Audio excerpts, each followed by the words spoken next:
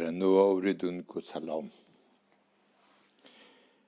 نن مې غوښتل چې اصلا د یوې بلې مسئلې په باب باندې د تاسو سره خبرې وکړم، لکن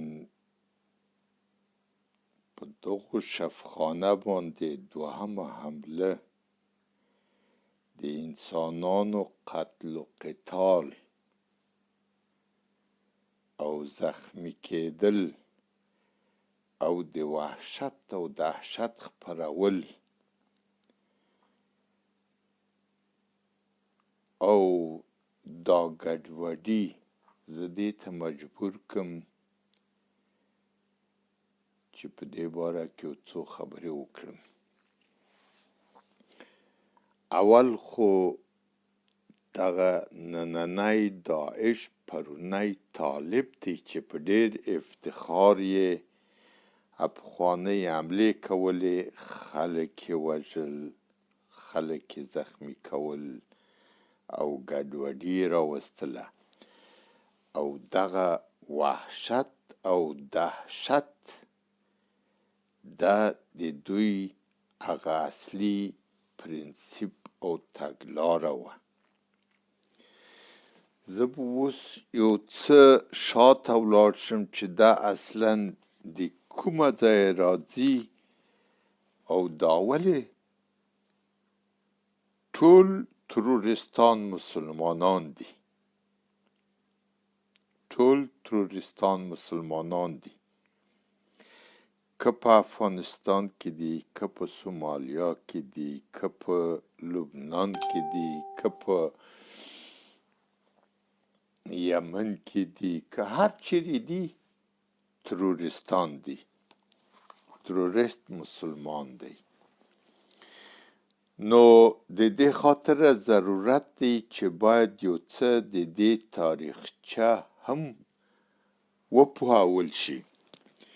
د موږ خواږه نبی حضرت محمد مصطفی صلی الله علیه و آله وسلم کله چې مدینې ته هجرت وکړلو یا وتښتېدو، نو اول خو نرم خوږې خبرې د مسلمانانو یهودان مابین قراردادونه، دوستانه روش او متقابل احترام و.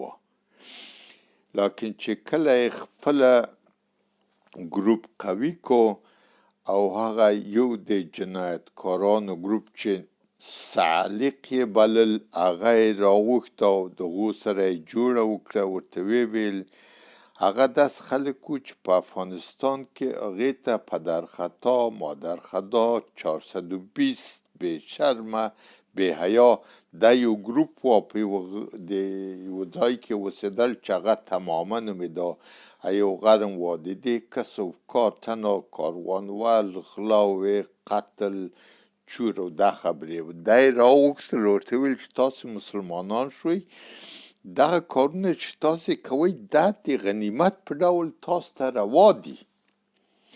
نو دا یې راوغوښتل او بل یې خپل ګروپ جوړ کړل چې په هغو باندې ترور کاوه.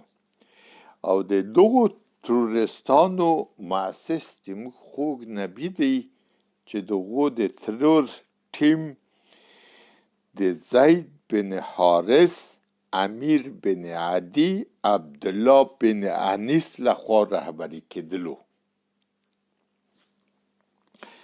او د موږ خواږه نبي په ښکاره او واضح امر دغو د ترورست متخصصینو نر او ښځې وژل.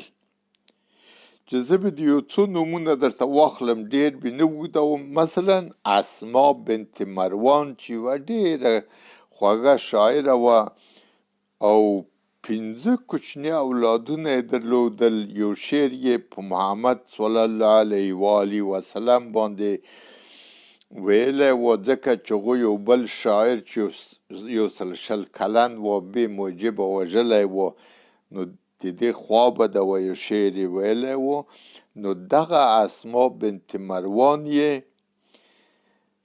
په خپلو ترورستانو چې امیر بن عدي ورغی د شپې او د دې په تی پورې هغه کوچنی هلک و چې شیدې خوړلې ای ځینې لرې که او خپل خنجر یې په سینه کې ور تخته کو او تو بله خوا یې راویستلو او دا خواره یې مړه که او 5 کوچني هلکان یې پاتې شول.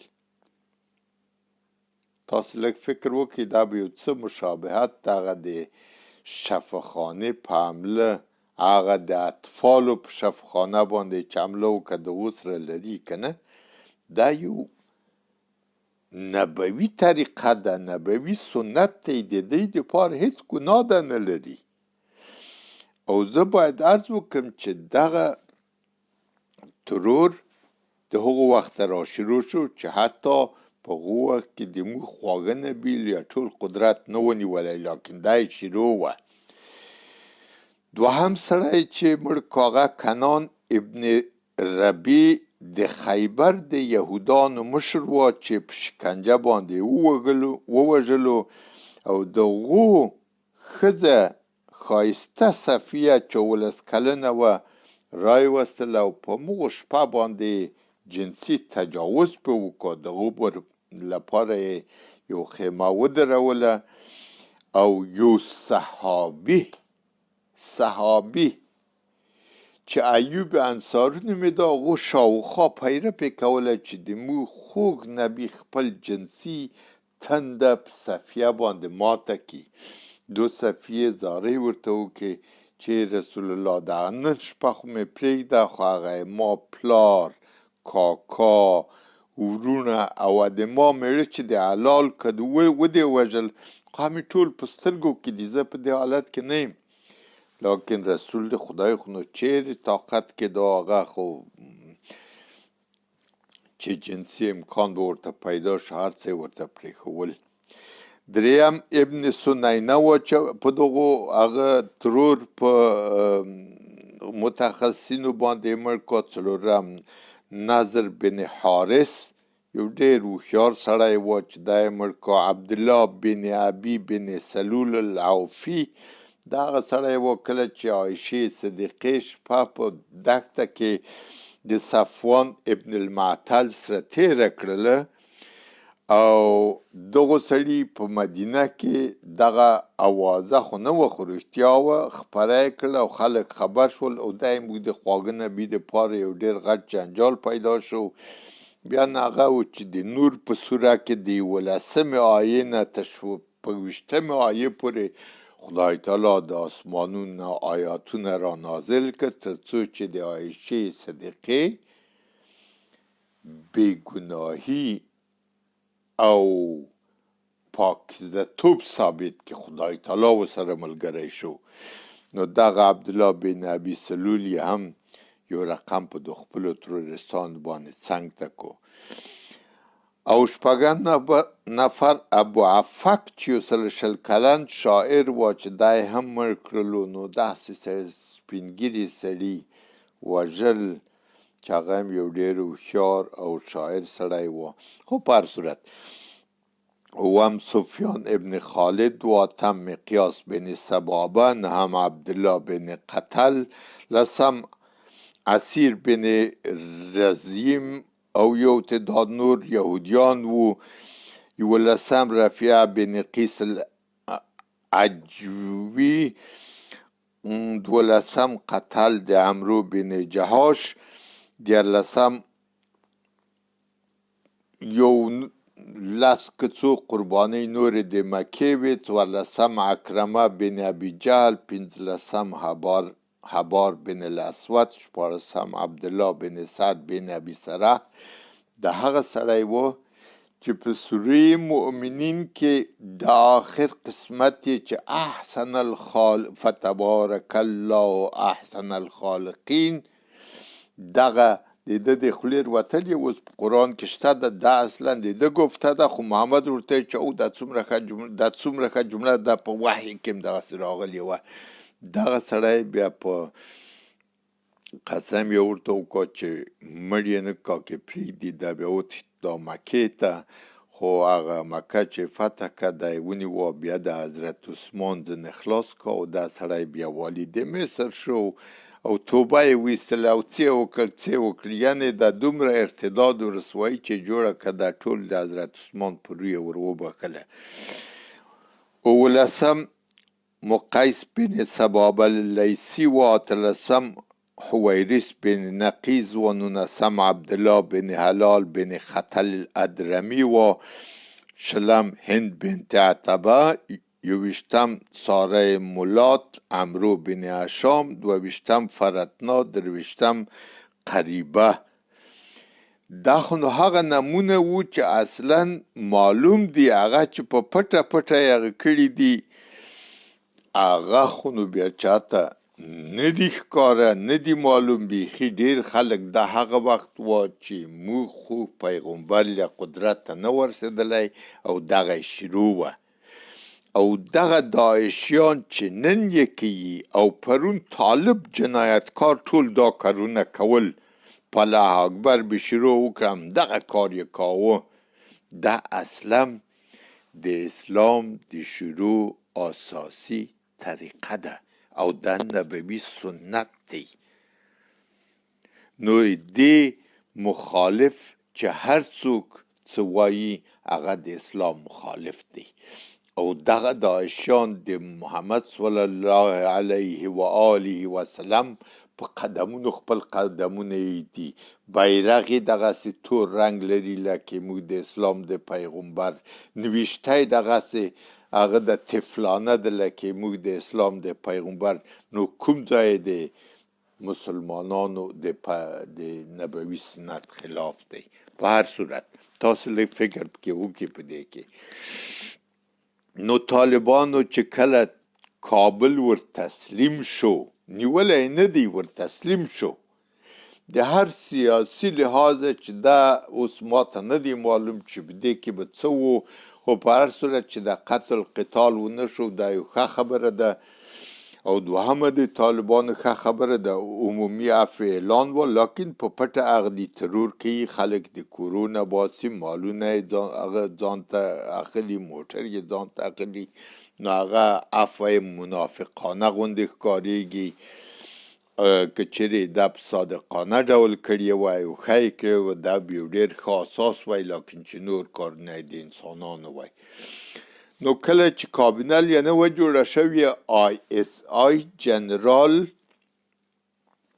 فیصل نومېده که څه شی نومېده جنرال فیض نومېده هغو ځان راورسوه چې خپله د حقاني شبکه چې دا خپله اصلا د داعشیانو نماینده دی داعشیان و د داعشیانو په څېر یې کارونه کول دا یې د قدرت پر رأس کې ودروله چې وزیر د داخلي د حقاني سلسلې نه دی وزیر د سرحداتو حقاني سلسلې نه دی هغه رئیس عمومي د امنیت حقاني دی د میدان هوایي او ټول شیان د دوی په لاس کې دي. دا د اس آی اصلا نقشه و چې په افغانستان کې یو داسې څوک په قدرت راشي چې د دوی نماینده وي خپل نماینده دولت په افغانستان کې تشکیل کړي چې بیا ملا برادر مې یو څو ورځې ورک ووی چې ټکان یې سره کړي څوک مړه دي څوک ژوندي دي فیض هم پکې مړ دی خو دا په اسلام کې وینې د رښتیا او د درواغ فرق سړی نشي کولی ځکه چې درواغ ته هم اجازه ده. اوس نو دا کار چې وشو کله چې د کابینه په دې ډول جوړه شوه لکه اس آی چې غوښتله هغه و چې سراج الدین حقانی د داخلي وزیر غټ تروریست غټ داعش د کانټیننټل په هوټل کې دغو خرمرګیو او ځانمرګیو پلرونه او خپلوان یې راغوښتي وو دې ته یې انعامونه ورکړل 10 زره افغانۍ نقد ورکړي او یوه نومره مځکه یې بخشي ورکړي دې دپاره چې اولادونو یا خپلوانو یې د ځانمرګي او خرمرګي کړې وه. تاسو فکر وکړئ په اوس وخت کې خلک د خاطره چې وږي دي مړه کېږي په کوما کې دي، د خپلو کورونه نشي راوتلی ځکه چې کوما په حال کې دي. نو د جناب دغه پیسې درلودې او هغه یې په دغو ځانمرګیو باندې تقسیمولې. دا د اسلام عدالت دی. دغو دپاره پیسې هم وې. نو اوس خو داسې خبره ده چې اصلا د دوی ظاهر ښه ښکارېدی او داسې مثال لري لکه یو سیب چې ښه پوخ ښکارېږي، سور رنګ هم لري، لیکن چې ماته کې په مابین کې چونجه. نو د دغو ګروپ د ظاهري شکل ته مه ګورئ، دا داسې په خسا کېدو دی د داخل نه چې اوس ورو ورو بویونه راوځي. په هر هفته کې یو وارې یو په بل ټکان سره کوي، یا په ترموزو سره ولي، یا په پیشقبضو یو بل سره وایي او یو د بل سره خبرې نه کوي. یو ډېر غټ جنجال شروع دی. دا به ډېر دوام ونه کړي، دا به ډېر زر به موږ تاسې وګورو. دا داسې د کالو خبره نه ده، دا د میاشتو خبره ده، ځکه چې دا خو ټول منافقین دي، درواغجن دي، قدرت یې سترګې پټې کړي، د خلکو اولادونه یې مړه کړل او د افغانانو د خدمت لپاره نه دي راغلي. دغه یو څو چې دي هغه په رښتیا داسې فکر کوي چې دا وطن جوړ شي، د افغانانو لپاره خدمت وشي، لیکن دا پر راست کې چې د خصوصا د داعش ډله چې د سراج الدین حقاني او د نورو حقانیانو د سلسلې نه ده، د هېڅ د وطن په غم کې نه دي. نو دا به ډېر زر د مابینه په خسا کېدو ده، دا به یو د بله سره وشړېږي او د مابینه به ولاړه شي. دې ته تاسو ډېر چورت مه وایئ. نو اوس د دې دپاره چې دا خبرې یو د بل نه پټې کړي او عالم ته یې ور ونه ښیي، نو کله ولاړ شي قندهار ته، هلته بیا یو امیر المؤمنین دی چې هغه یو 2 کاله کېږي مړ شوی دی، خو دا د داعش ډله وایي چې مړ دی. وایي دعوا یې په دې سره شوې چې راشي د ملا برادر به د امیر المؤمنین په حیث معرفي کو، نور به د دغو ډېرو خبرو انتقادونه خلاص شو. هغه خو اوس نشته دی، مړ دی. نو بیا په یو مدرسه کې لکه دیو یا جنیات یعنی پیری غوندې راښکاره شي، شیخ صاحب بیا یو د دعا تمه وکړي چې دغو جهاد د کامیابېدو دپاره دعا وکړي او خلک بیا ده ته دعا وکړي شیخ صاحب ته، لیکن راوځي نه. نو آیا د دغو جهاد تر کامیابۍ اضافه معامله به په جهان کې پیښه شي وارې چې به دی راوځي؟ دا خو هېڅ امکان نه لري. نو هغه مړ دی یا د ISI سره چیرې په هغه کې په زیرخانو کې بندي دی، لکه ملا برادر چې ورسره بندي و، لکه نور چې مړه کړل. نو زه فکر کوم چې تاسو به ژوندی ونه ګورئ، خو په هر صورت دا خبرې اوس ولاړ شي، بیا په یو مدرسه کې راښکاره شي او بیا دعاوې کوي او دعاوې غواړي.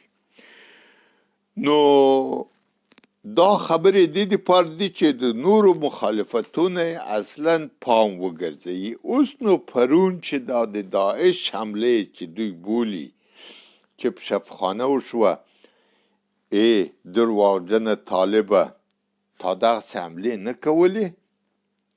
دا دې نه کوله چې هر چیرې چې پل و پلچک وي، مکتب وي، پوهنتون وي، چیرې چې جوړ شوي باید خراب کړي، ځکه دا د کفارو دپاره دي. نو دا شفخانه دا خو روسانو جوړه کړې وه، په دې شفخانه کې خو کفارو اصلا تداوي کوله. دا ډاکټران او دا د هغه د مریضانو خدمتګاران نن ولې بیا تاسو دوی ته دومره اهمیت ورکوئ؟ او داعشیانو چې حمله وکړه، دا هغه څه چې پرون تا کول، تا علاایده چې حکمتیار ما په یو خارجي مجله کې ولیکل، کله چې دی پاکستان کې و چې د افغانستان په لور را روان شو، ویل چې په اوله ورځ به 70,000 مرۍ ته تیغ تیرې شي، 70,000 مرۍ، او هغه په یو خارجي مجله کې نشر دي چې سړی پیدا کولی شي. دې حکمتیار څومره جنایتونه وکړل. د خلکو د اعدام دلیل دا و چې کله به څوک په اسلامي حزب کې نه و، هغه باید اعدام شوی وای، چې سر یې لوڅ و باید اعدام شوی وای. چې د اسلامي حزب په ضد خبر کړي و، خو بیخي شرعي اعدام ته برابر و. ته دې چې لږ مخکې ولاړ شو، دغه عطا، دغه د رباني پلار چې فیلسوف هم و، دغه دوستم، دغه د شمال تلواره چې نن د لنډغرو په نامه مشهور دي، دغه قرآن خور عبدالله چې معتادم دی، آیا دې لږ نفر مړ کړل؟ آیا د کابل د 70,000 نفرو قتل چې مسعود او ګلبودین په ګډه کوه، او دا خلک په مابین کې د راکټونو او د توپو په مابین کې ناست وو، آیا دغو وژل ناروا کار نه وو؟ دغه د افشار خلک چې 15 نه تر 20 زره پورې ټول مړه کړل، په ښځو تجاوز وکړه، آیا دغه قهرمان مسعود نه و؟ د ده قمانده نه و؟ نو هر څوک چې ما خبرې اوري، تاسو دې ته یو نظر واچوئ او په دې باندې غور وکړئ. طالب د موږ دولت نه کولی شي او نه دې دولت ته ترقی ورکولی شي او نه دې خلکو ته خدمت کولی شي. زه د دې نه منکر نه یم چې بعضې ښه خلک به په دې کې وي چې هغه رښتیا په دې معتقد وي چې دا دولت او دا ملک نور باید د غمه خلاص شي، لیکن د دې رهبري د ISI په لاس کې ده چې غیر مستقیم امریکا هم په هغو کې داخله ده، او موږ به په دغو ډول سولې ته رانشو. هغو خلکو چې سوله یې غوښته او د مملکت د ترقۍ په لارو پوهېدل، هغو ته چا نه اهمیت ورکاوه نه فرصت ورکاوه. د پزې ته څنګ وي یو قرآن خور ورته کېناوه، یو لنډغر به ورته کېناوه، یو زورګویه به ورته کېناوه، او داس خلک چې هغه هیڅ د دې مملکت سره علاقه نه درلوده، چغې به ویلې چې زه افغان دیم. دغه کرزي خاین چې د افغان په نامه تذکره نه غوښتله، انور خو پرېږده، دا دوستم و عطا و عبدالله و رباني، دا لنډغر خو پرېږده، خو امدود خاطره د مملکت داسې برباد شو. اوس مې حتی واورېدل چې عطا او دوستم په پټه اوس د طالبانو سره تماس نیولی دی چې د دوی سرمایه برباد نشي،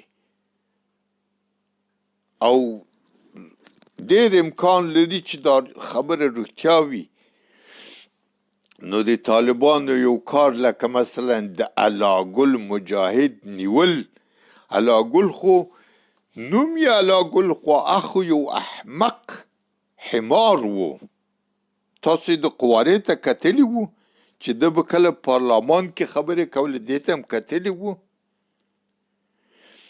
نو دا کار خو د تایید وړ دی، خو د ګلبودین سره یې هم وکړي. دې دومره خلک وژلي چې اندازه نه لري. د دغو لنډغرو سره یې هم وکړي. دا 2 میلیارد ډالر چې عطا پیدا کول، نو دا د مور سرمایه و که د پلار سرمایه. دغه بې سواده مارشال چې ویل ما ته مارشالي را نه کې، زه هغه کوم دولت چپه کوم.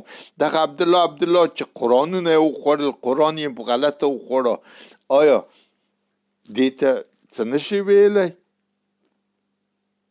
نو خو په دې اساس باندې که نن داعش دا کارونه کوي، طالبه خو پرونه ته وې، او دا نن یې په پټه کوي، خلک د کورونه وباسې، مړه کوي یې، مال او هغه ناموس ته ضرر رسوي.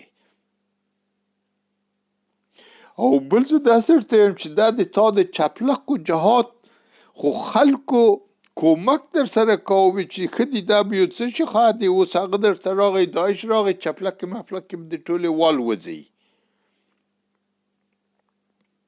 او که چیرې دغه ناراضه عسکر چې اوازه یې ده چې د دوی سره یو ځای شي او د پنجشیر جبهې هغه ملي مقاومت خو هغه د په پاریس کې اعلان وکړ چې داعش سره باید یو ځای شو تاسو ته به معلومه وي نو بیا به د تا بڼه کې در وباسي اوس په ټول جهان کې ته فکر وکړې غواړې لږ خو فکر وکړه په ټول جهان کې داسې څوک نشته چې تا په خبره اعتماد وکړي نه مسلمان نه غیر مسلمان ځکه ته درواغ وایې